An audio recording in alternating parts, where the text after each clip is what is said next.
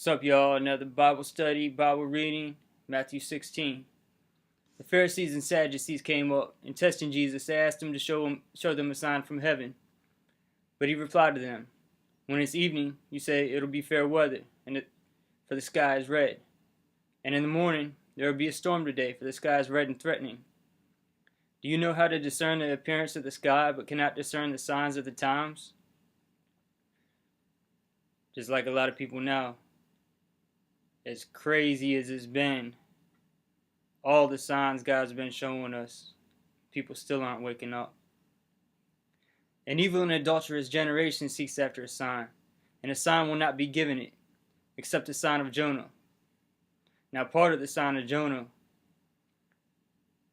went and told Nineveh to repent, but before he did that, they had a lot of things going on.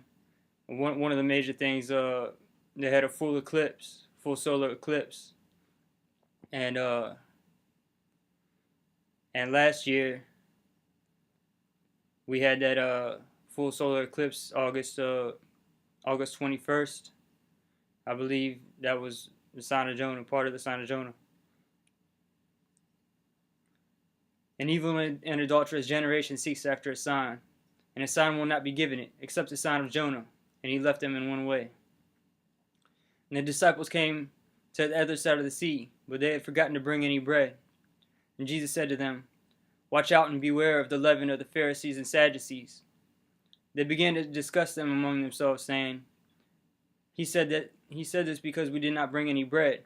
But Jesus, aware of this, said, "You men of little faith, why do you discuss among yourselves that you have no bread? Do you not understand and remember the 5 loaves of the 5,000, and how many baskets full you took up? Or the 7 loaves of the 4,000, and how many large baskets full you picked up? How is it that you don't understand that I do not speak of you concerning bread, but beware of the leaven of the Pharisees and Sadducees?" Then they understood that he did not say beware of the leaven of bread, but the teaching of the Pharisees and Sadducees. Now when Jesus came into the district of Caesarea Philippi, he was asking his disciples, "Who do people say that the Son of Man is?" And he is the Son of Man. They said, some say John the Baptist, and others Elijah, but still others Jeremiah or one of the prophets. He said to them, "But who do you say that I am?" Simon Peter answered, "You are the Christ, the Son of the living God." And Jesus said to him, "Blessed are you, Simon Bar-Jonah, because flesh and blood did not reveal this to you, but my Father who is in heaven. I also say to you that you are Peter, and upon this rock I will build my church, and the gates of Hades will not overpower it." Now a lot of people say he was saying Peter is the rock and the church is going to be built on Peter. But he may have been speaking of himself, because Jesus is the rock. Jesus is the cornerstone, the foundation. "I will give you the keys of the kingdom of heaven, and whatever you bind on earth shall be bound in heaven, and whatever you loose on earth shall be loosed in heaven." So basically, whatever they ask, whatever they do, and whatever they do on earth, command on earth, it'll be granted them, because they have the power of God through Christ. Then he warned the disciples that they should not tell anyone that he was the Christ. From that time, Jesus began to show the disciples that he must go into Jerusalem and suffer many things from the elders and the chief priests and the scribes, and be killed, and be raised on the 3rd day. Peter took him aside and began to rebuke him, saying, "God forbid it, Lord. This shall never happen to you."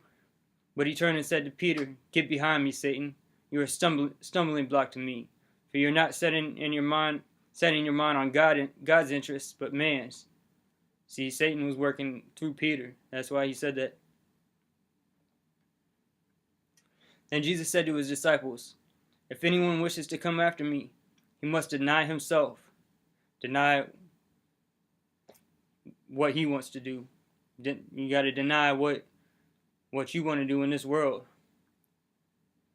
And take up his cross and follow me. And taking up your cross meaning following Jesus no matter what, even if it means to death. For whoever wishes to save his life will lose it, but whoever loses his life for my sake will find it. For what will it profit a man if he gains the whole world and forfeits his soul? Or what will a man give in exchange for his soul? For the Son of Man is going to come in the glory of his Father with his angels, and then he will repay every man according to his deeds. Truly I say to you, there are some of those standing here who will not taste of death until they see the Son of Man coming in his kingdom.